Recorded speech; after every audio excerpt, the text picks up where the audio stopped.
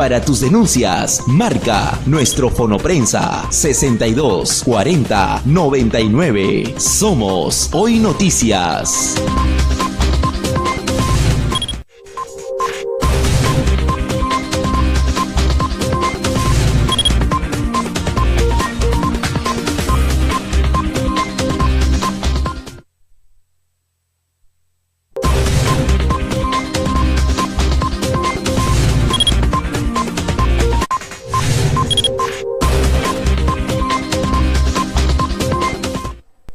Bien amigos, continuamos con el programa, ya estamos en nuestra secuencia de la entrevista. Esta mañana nos acompaña el abogado Hugo Chanduví Vargas para conversar referente a varios temas políticos, sobre todo la crisis que atraviesa la política en nuestro país. ¿Qué tal, doctor? ¿Cómo está? Buenos días, bienvenido al programa. Buenos días, bien, y en nombre tuyo también a todos los televidentes.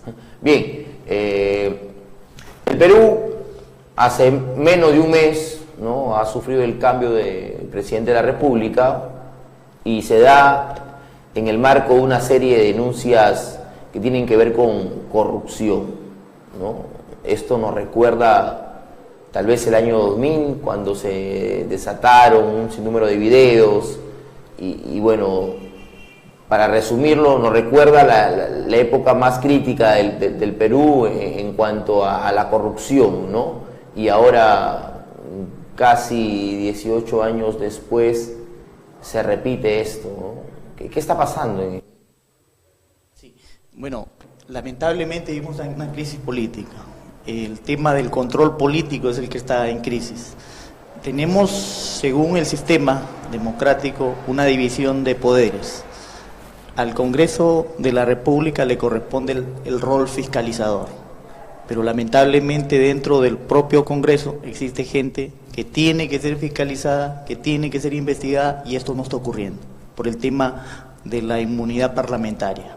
Justo ayer estaba viendo noticias y también salía otra denuncia contra otro congresista por un tema de falsificación de documentos. Es decir, que varios de los integrantes del Congreso de la República, el país, están incurriendo en delitos. Lamentablemente, algunos hasta orden de captura tienen por sentencia firme, y el Congreso tiene que levantar la inmunidad parlamentaria, lo que quiere decir que hay una crisis en el órgano de control político que es el Congreso. Por lo tanto, prácticamente tenemos una crisis generalizada, porque si el Congreso, que es el que le corresponde fiscalizar la cuestión pública, no lo puede hacer o está en componendas, estamos en una crisis general, y eso por eso es lo que estamos viendo. No funciona el control. Claro, y bueno, a ver, esta crisis, este desorden político nos lleva a violentar las normas, nos lleva a violentar la Constitución. ¿Es legal lo que ha sucedido con el tema del presidente y hasta qué punto se puede permitir, ¿no?, que se siga trabajando, comportando el Congreso de esta manera? Bueno, ahorita tenemos un tema de legitimidad. Si usted sale y hace una encuesta pública de la aceptación que tiene el Congreso, es prácticamente desaprobado. ¿Y eso qué quiere decir? Que las decisiones que emanan del Congreso generalmente son cuestionadas. En el tema de la vacancia presidencial, que finalmente fue la renuncia del presidente Pedro Pablo Kuczynski, justamente se vio eso, las componendas políticas. El grupo parlamentario que tiene mayoría, varios de sus integrantes están cuestionados, tienen un pasado oscuro. Las denuncias que siguen apareciendo son de gente de ahí.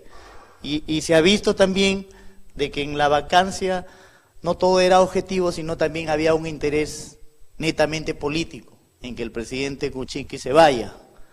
La crisis que generó la corrupción del caso Odebrecht ha sido una crisis a nivel de América Latina que ha rebotado fuerte en nuestro país. Hasta ahora sigue. Imagínese usted que hay gente que está vinculada y que está en ejercicio de cargos públicos. Hace poco se escuchó la noticia de que también Odebrecht había financiado campaña a congresistas.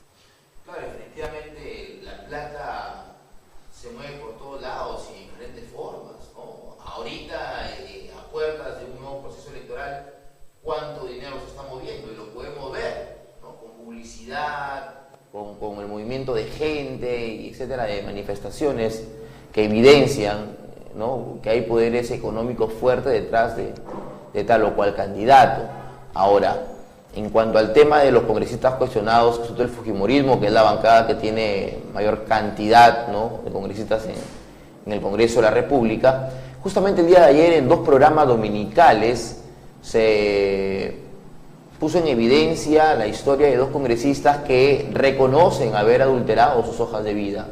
Y esto pues nos habla de una situación preocupante en realidad, porque quienes han sido elegidos democráticamente, o al menos eso es lo que se dice, porque ya ni siquiera se puede creer en los procesos electorales, ¿no?, porque la democracia o un proceso electoral o una elección no te garantiza la democracia. Acá nos están imponiendo cosas, pero preocupa que quienes están representando al pueblo en el Congreso hayan llegado con mentiras, ¿no?, usando artimañas, al margen del dinero mal habido que puedan haber recibido. O sea, el mentir, el decir que soy algo y no serlo, eso es creo que más delicado que recibir dinero. Hay también ahí, Lee, una responsabilidad cívica de los ciudadanos. O sea, si se presenta un candidato que ya sabemos que es un candidato cuestionado, que ya de repente ejerció un cargo público, no podemos volverle a dar la confianza para que ingrese a la función pública, porque eso significa estar en un círculo vicioso, que nunca va a acabar.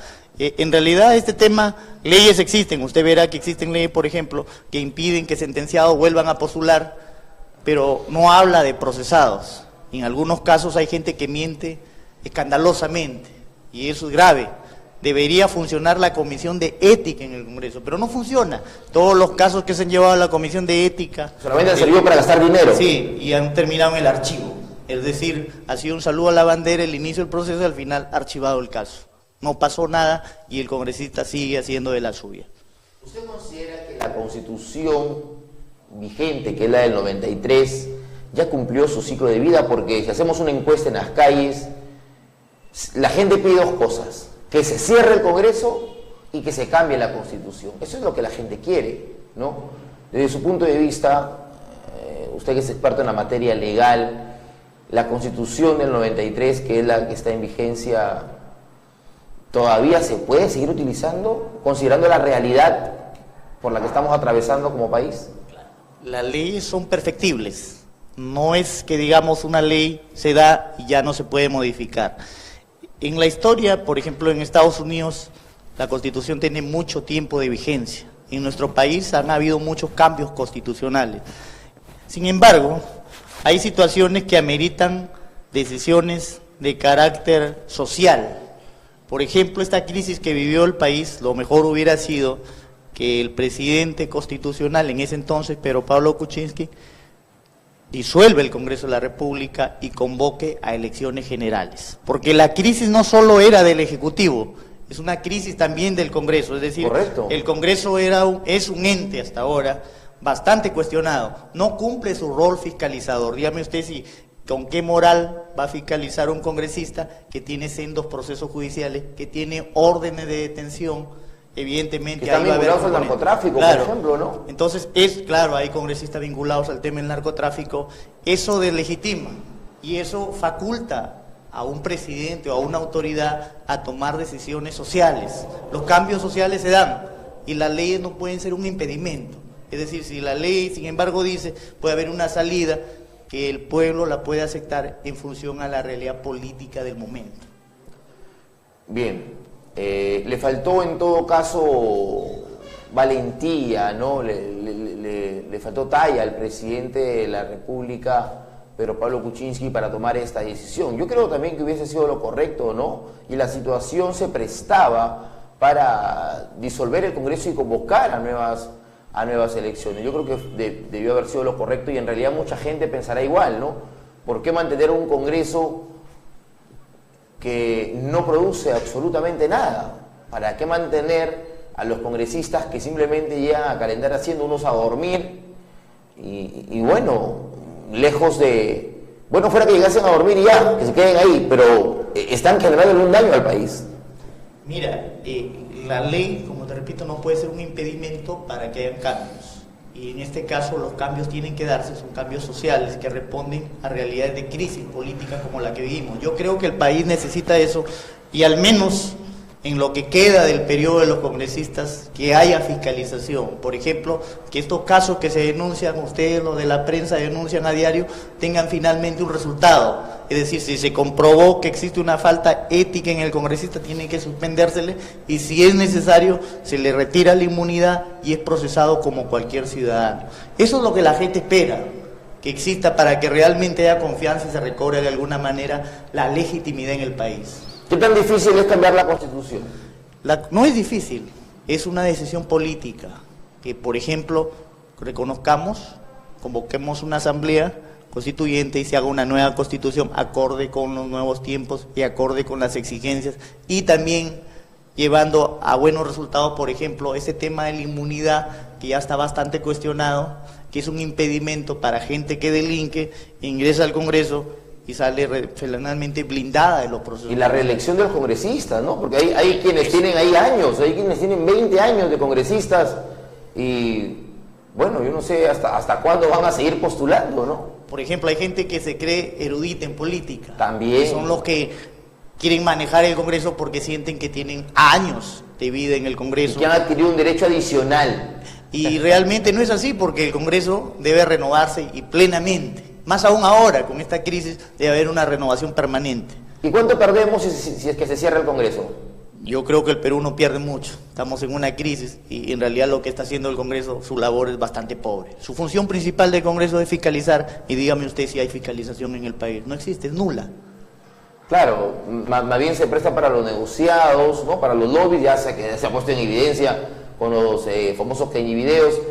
Y eso, bueno, ahora que se ha sacado y se haya hecho un escándalo de estos videos, pero en realidad esto hace cuánto tiempo atrás viene sucediendo y nunca se ha hablado.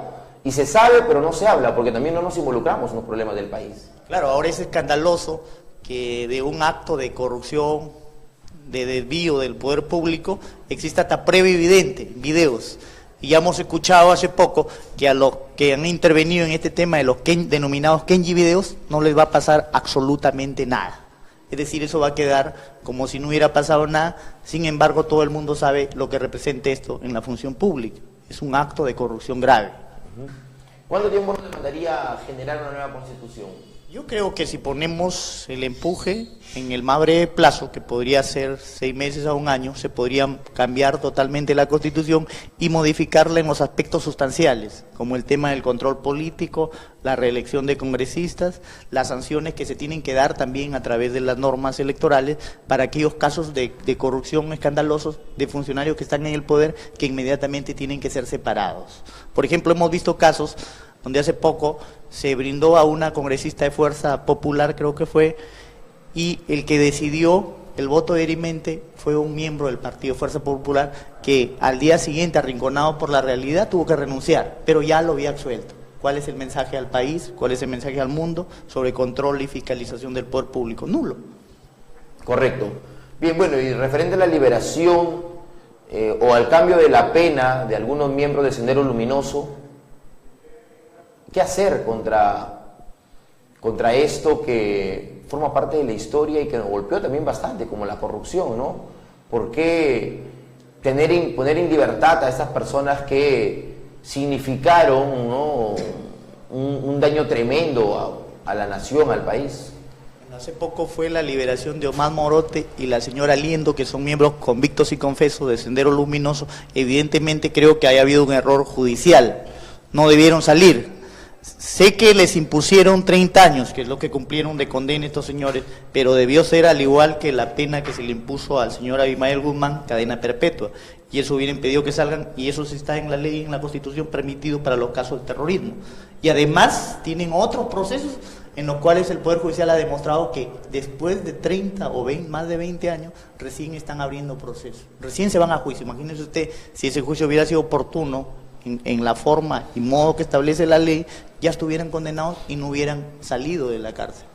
Lamentable en realidad, y esto significa un peligro para la nación de todas maneras, ¿no? Porque esta gente no ha demostrado al menos un arrepentimiento completo, y por lo contrario, se ha reafirmado Y este señor que usted mencionó ha dicho que tiene cosas pendientes todavía por hacer, en Ayacucho, por ejemplo, ¿no? Esta gente no debió salir, lamentablemente hasta afuera. Ahora tiene que controlar el arresto que tienen domiciliario para evitar que incurran en algún delito vinculado a su vida, que ha sido el terrorismo, el terror que ha causado en el país. Por lo tanto, creo que el Estado ahí ha fallado, sobre todo el Poder Judicial.